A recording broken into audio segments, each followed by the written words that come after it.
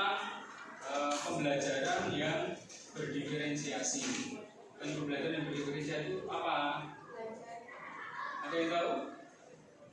Ada yang tahu? Pembelajaran berdiferensiasi. Karena kalian itu kan berbeda-beda toh, ya, berbeda-beda satu dengan yang lainnya. Jadi kalian itu sebenarnya punya karakter masing-masing. Kalau di ilmu pendidikan itu belajar di Bantoro, kita pernah itu pernah menyampaikan bahwa kalian itu sebenarnya punya kodrat masing-masing, punya potensi sendiri-sendiri. Misalnya Naufal kemarin sudah tidak silat, ya. Terus yang lainnya misalnya si Gudul, Gudul. Ya. Jadi kalian itu punya bakat sendiri-sendiri. Makanya Ki Hajar Dewantara itu menyimpulkan bahwa sebenarnya pendidikan itu menuntut bakat kalian. Ya, ada yang berbakat ini, ada yang punya bakat ini, ada yang tertarik dengan ini. Maka muncul istilah pembelajaran berdiferensiasi. Artinya, sebenarnya kalian itu punya alur pembelajaran sendiri-sendiri. Misalnya tentang dia gampang menghafal, gampang menganalisa, atau mungkin kita bisa contohkan Naufal yang lebih aktif fisiknya dengan pencak silatnya seperti itu.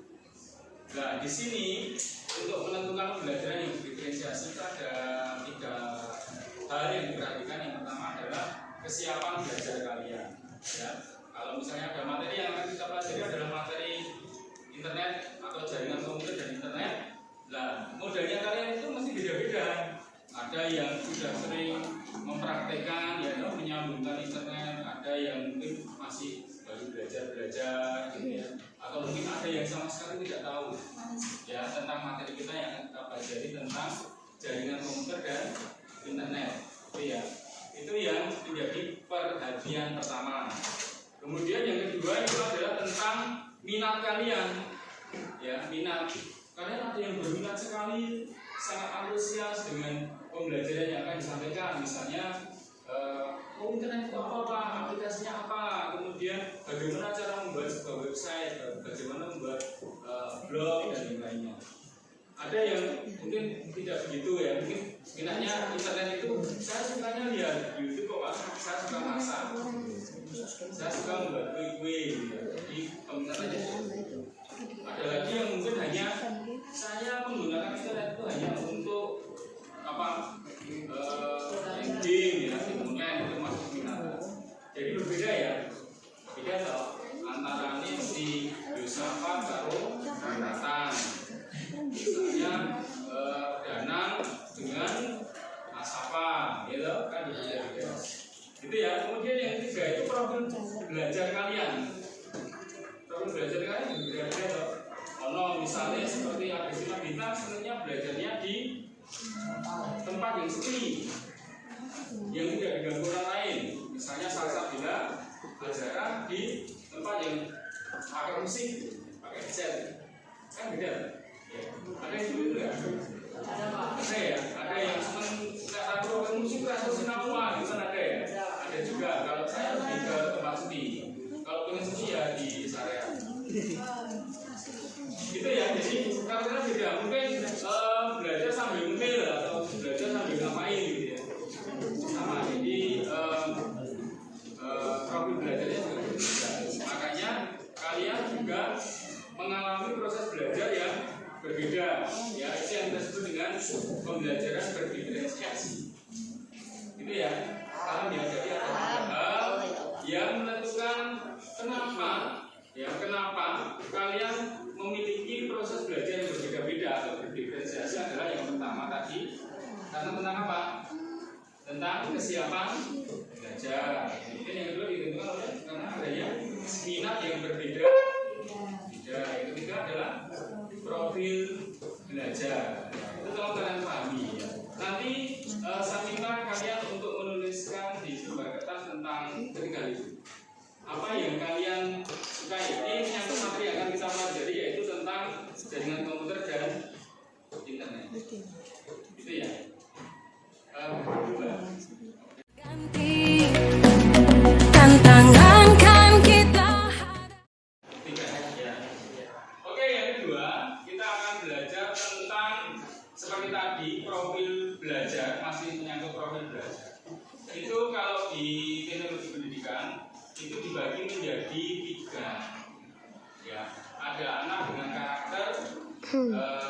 Di sini disebutkan yang pertama itu auditori, pernah dengar ya? Auditori, kemudian yang kedua kinestetik, yang keempat namanya audiovisual.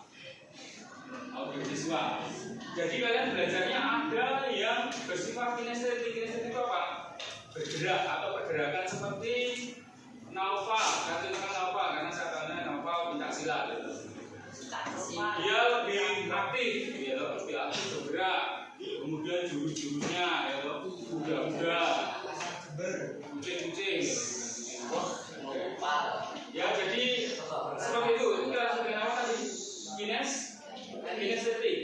Jadi aktif bergerak. Dia belajarnya lebih gampang masuk kalau diberikan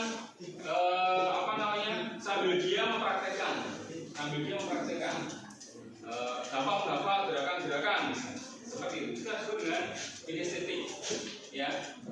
Kemudian yang kedua itu auditori. Auditori itu adalah pembelajaran lebih enak, lebih nyaman, lebih mudah masuk dengan cara mendengarkan. Ya, kalau dia mendengarkan, misalnya mendengarkan apa pengajian, gitu ya, atau mendengarkan bapak ibu guru yang sedang menerangkan.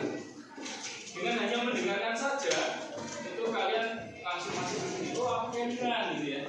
Oh, dulu itu Pak Eko pernah begini. Saya dulu termasuk auditori juga, karena ada seorang guru, saya pernah ketika SMP itu materinya tidak ada di buku. Materi yang diberikan saat tes ulangan itu tidak ada di buku. Kebetulan ibu guru saya, ibu namanya Bu Ida, ibu Ida ini terakhir di SMP. Dia menerangkan banyak hal, tapi tidak ada di buku.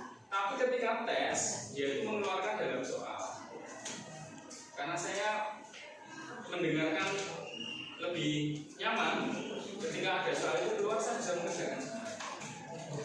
Nah, teman saya yang tidak auditori seperti saya, itu dia nilainya kurang. Karena waktu pembelajaran dia kurang begitu. Jadi ya, jadi ada kecenderungan seperti itu ya. Maksud saya dengan seperti kan paham. Jadi, oh kanca bukan masih ini, aku ini, gitu. Jadi kalian itu beda. Jadi tidak harus sama dengan temannya. Misalnya koyo Nabi Saud itu pinter, Nabi satu. Oh berarti aku boleh Nabi Saud. Tidak. Ya kalian punya jalan yang berbeda, punya kecenderungan yang berbeda. Ada yang tadi apa? Kinestetik dan auditori. Yang ketiga adalah apa? Audiovisual. Audiovisual ini lebih senang dengan tayangan-tayangan, ya, dengan tayangan yang ada di depan, misalnya Bapak Ibu guru menyediakan sebuah video, gitu. Kalian melihat dan mendengarkan, ya audiovisual, dan itu sudah masuk ke pengertian kalian, pemahaman kalian jadi lebih mudah untuk bisa mempelajari atau menguasai materi yang disampaikan. Paham ya? Jadi ada berapa tadi? Tiga. Itu kinestetik, auditori, dan audiovisual. Sudah paham ya? Sudah. Tantangan kan kita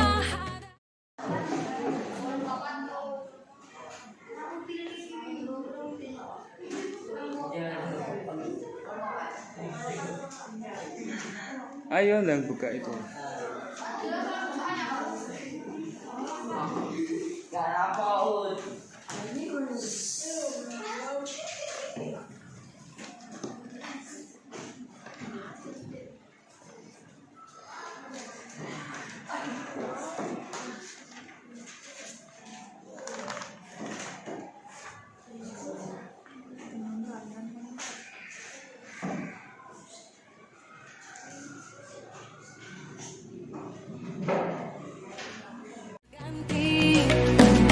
tantangan kan kita Coba saja diomongi.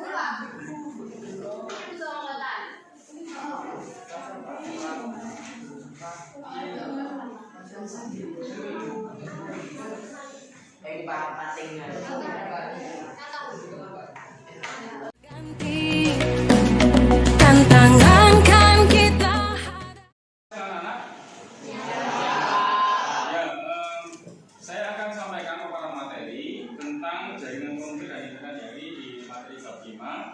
melalui tayangan video. Nanti selain tayangan video, Bapak juga akan membuatkan rangkuman materinya. Ya, rangkuman materinya nanti saya share melalui Google Site, akun Google Site. Dan nanti silakan linknya akan saya sampaikan di grup WA kelas kalian. Ya, nanti silakan kalian bisa membuka link Google Site-nya melalui tautan WhatsApp grup kelas ya. Seperti itu, Pak. ganti tantangan kan kita hadapi. Oke, untuk mempelajari materi tentang jaringan komputer dan internet, Bapak persilahkan kalian untuk membaca dahulu buku siswa bab 5 ya. Ini dari halaman 96 sampai dengan 109 ya, tentang jaringan komputer dan internet. Setelah itu kita akan mendiskusikan materi ini ya, tentang jaringan komputer dan internet dalam kelompok. Ya, nanti kita akan bentuk beberapa kelompok untuk mendiskusikan materi tentang jaringan komputer dan internet. Ganti tantangan kan kita hadapi. Oke, selamat siang anak. Setelah kita mempelajari tentang materi jaringan komputer dan internet di bab 5, maka nanti Bapak persilakan kalian untuk membuat produk kalian berupa poster boleh, silakan. Nanti kalau ada yang ingin buat video boleh pakai Canva